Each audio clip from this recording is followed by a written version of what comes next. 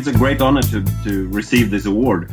And I thought it was just a great honor to be one of the 4 nominees, and then to be even the winner of this award is a great great privilege.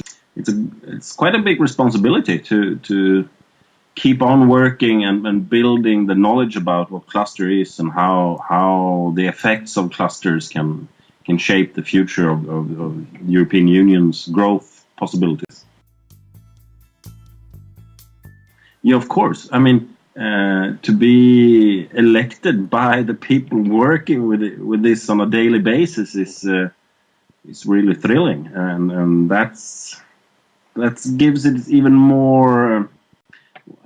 I don't know the word. It gives it more value to the reward, because that's ordinary people who can feel out of the interview and what they read about the 4 nominees in advance.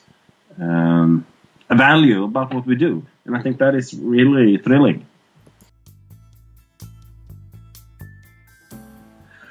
Oh, I mean, to be a cluster manager it's a lifestyle, I would say, more than anything else. And I've been, when I've been out talking about this and doing presentations and speeches, I say to be a cluster manager is like being like a rock artist, being on stage all the time, singing about the storytelling, the stories about the cluster, the stories about the champions within the cluster, but also to be like a politician at the same time. You have to sell the vision about the future. You have to sell the idea about it will be better if we work together. We can achieve more if we work together and if we build trust. So to be a cluster manager is more, I think, a lifestyle and just a job you go to. That is something you carry with you all day.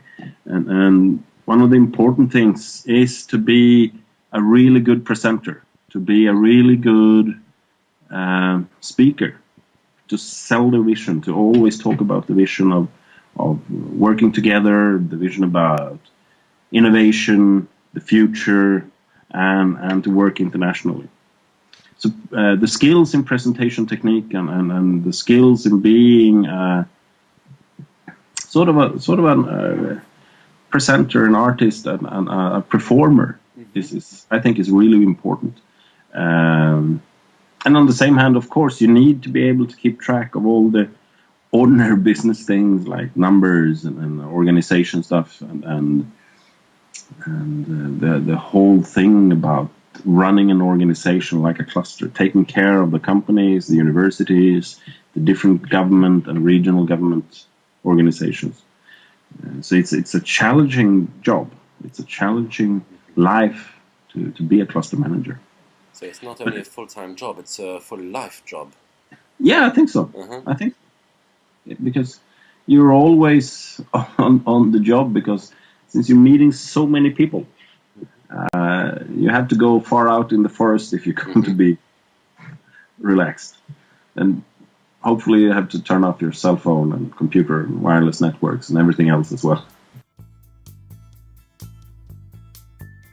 Future Position X is a cluster for geographic information and geographic information systems, and I don't have any background in that technology field. My background in study-wise is in economics and marketing, and then added some technology and computer science courses to that. But professional background is actually in media.